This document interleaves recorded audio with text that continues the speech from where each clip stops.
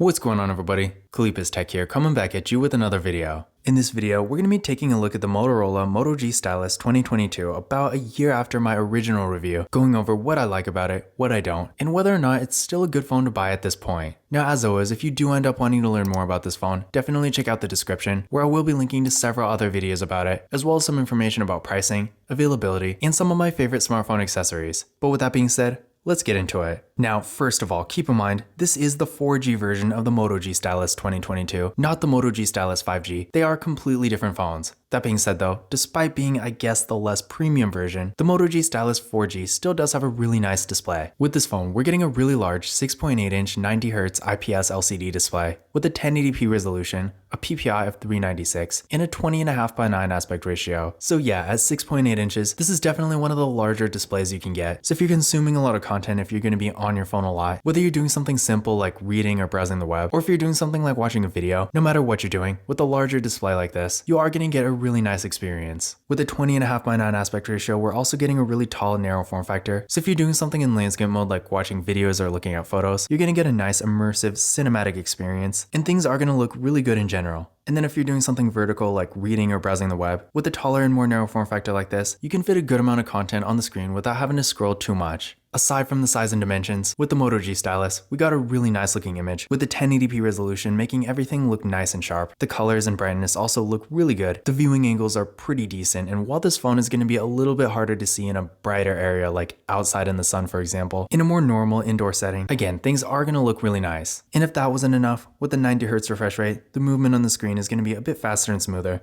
making the phone feel more premium to use in general. Now, when it comes to the refresh rates, when this phone originally came out, higher refresh rates were a little bit less common, but at this point in 2023, I feel like pretty much every new phone has a 90Hz refresh rate, so it's definitely not unusual. But regardless, all this stuff combined really gives us a nice display here. So if you are looking for a more affordable 4G phone, but you want a really nice display for consuming content, then this phone is going to be a great option. Now for storage, the Moto G Stylus 2022 is getting 128GB of internal storage, and like pretty much any Android phone, we are also getting microSD card expansion here. So for what it is, I definitely think this is a great amount of storage, especially at this point in 2022 where, in my opinion, 64GB is honestly a bare minimum. And even then, well, that's enough storage for probably an average user. If you're more of a heavy user, if you're downloading lots of apps, games, stuff like that, 64GB is going to fill up pretty quickly. And in this price range, or at least the price you can typically find this phone for, I want to say 64GB is really more of the average. But luckily with this phone, again, we are getting 128. So for most people, I feel like you're not ever going to have to worry about storage. And even if you do, if you have a bunch of photos and videos, for example, you can always use a microSD card. So in general, if storage is really important to you, then for what it is, the Moto G Stylus is really going to be a great option. For security features, this phone does have face unlock, as well as a fingerprint scanner right here on the power key, so definitely nice to get both options here. But real quick, let's give the fingerprint scanner a try.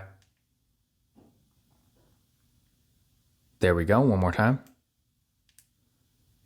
And there we go. So real fast and responsive, no issues at all. For the camera setup, with the Moto G Stylus, up front we got a real nice looking hole punch design for the selfie camera. This camera is 16 megapixels. Then on the back, we got a triple camera setup with a 50 megapixel main camera, an 8 megapixel ultra wide camera that also doubles as a macro camera. Definitely a more unique design there. And then a 2 megapixel depth sensing camera. So in general, as far as features go, this phone has pretty much everything, including an ultra wide camera and a macro camera. So if you're taking a lot of pictures and you want that wider variety of features, then this phone is going to be a great choice. And in general, when it comes to the camera overall, I feel like the photo quality on this phone is actually really good for a 4G phone. In this day and age, when it comes to 4G phones, especially when it comes to features like cameras, there really aren't a whole lot of good options. I feel like nowadays, most manufacturers are focusing on 5G phones. So in 2023, 4G phones do seem to be a bit more on the cheap side. But on the other hand, with the Moto G Stylus, the camera is still really good. So if you're taking a lot of pictures and you want to make sure your photo quality is really nice, then I definitely do think for what it is, this phone is going to be a great choice. To give you an idea of what it can do, here's some photos taken with the main camera, and again, I do think on this phone things did turn out real nice, especially considering again this is a really affordable 4G phone, and when it comes to phones like this, nowadays the options are definitely a lot more limited.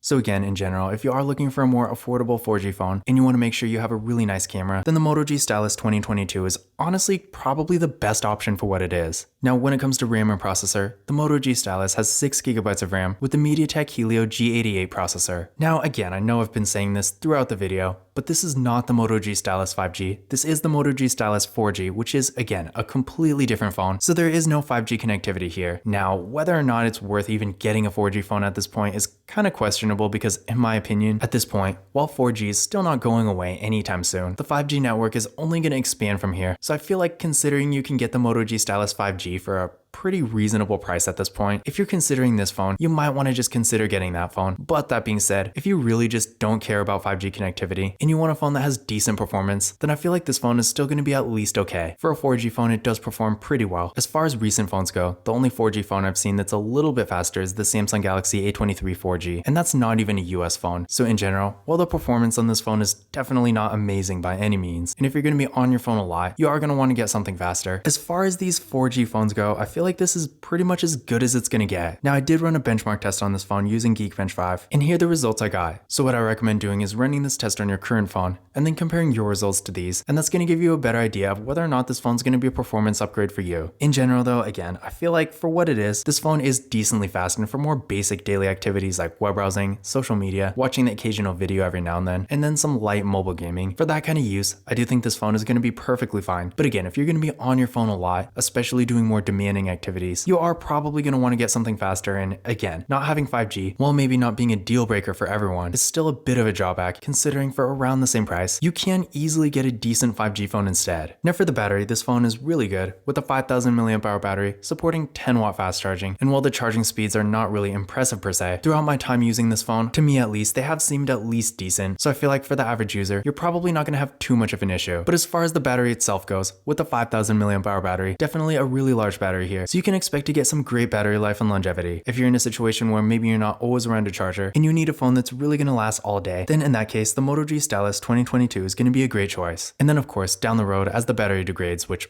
all batteries do, especially this phone considering it's like a year old. As it degrades, compared to a smaller battery, it's not really going to affect you nearly as quickly. So if you like to get one phone and keep it for a longer time, then getting a phone like this that has such a large battery is going to be a great choice. Because again, with a larger battery, it's not going to wear out nearly as quickly. Now as far as the software goes, with this phone, unfortunately we're only getting Android 11. I was kind of hoping it would at least get Android 12, but it turns out that's only for the Moto G Stylus 5G, which is really too bad because despite not being a 5G phone, the Moto G Stylus 4G is definitely a great device too. But unfortunately at this point, seeing as we are on Android 13 now, the software is a little bit outdated. So if having the latest version of Android is important to you, then as far as 4G phones go, you're probably going to want to go with like a Samsung, because at this point, as of the recording of this video, Samsung Galaxy A series phones are the only 4G phones I know of that actually do have Android 13. But on the other hand, if you're not really that concerned about the software, just keep in mind, Android 11 does run decently well on this phone. So I guess in the grand scheme of things, considering this is really more of an affordable device anyway, it's probably not really that big a deal. The other thing about this phone that's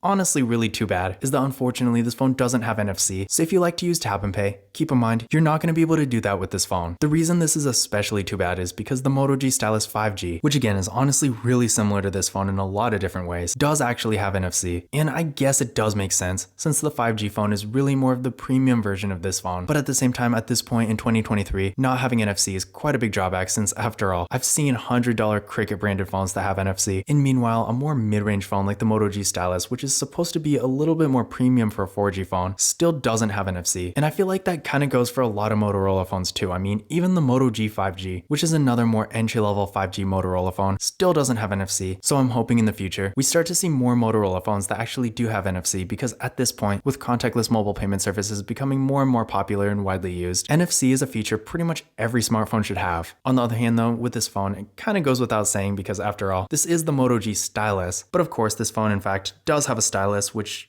if you are looking for a phone that has a stylus and you don't want to pay $1,000 for a flagship phone, this is really going to be one of your only options. Unless you have Metro or T-Mobile, in which case you can get the TCL Stylus 5G, the Moto G Stylus, or the Stylus 5G are really going to be your only options. Now in general, it's definitely not the best stylus in the world, but for what it is, it does work decently well. I mean, if you want to take handwritten notes, it does that. Simple stuff like navigating, maybe playing a game or two, it'll all be decent here. But if you're trying to do any actual art, you probably will be disappointed. But in general, for an affordable phone that has a stylus, I do think it definitely does get the job done. But in conclusion, my final thoughts about the Motorola Moto G Stylus. In general, I feel like for what it is, the main drawbacks this phone has are, first of all, the software. Having Android 11 in a time when we're on Android 13 is definitely going to make the phone feel a bit more outdated. And then again, not having 5G at this point. On one hand, if you don't really care about that, then this is really not going to matter, but I feel like at this point, with 5G phones being so affordable, it's really starting to make more and more sense to get one of those instead. That being said though, with everything else, I mean, this phone has a really nice display, pretty decent performance for what it is, plenty of storage, again, a really good camera, and a really large battery too. So if you are looking for a more affordable phone that has all that, plus a stylus, and you don't really care about getting the latest software, having 5G connectivity, or using tap and pay, then in that case, even a year after it originally came out, I do think this phone is still at least worth considering. Now once again, if you do want to learn more about this phone, definitely check out the description, where I will be linking to several other videos about it, as well as some information about pricing, availability, and some of my favorite smartphone accessories. But that's it for this video. If you enjoyed it and found it useful, be sure to give it a thumbs up and hit that subscribe button. Don't forget to follow Stylus Tech on Twitter and Instagram. And as always,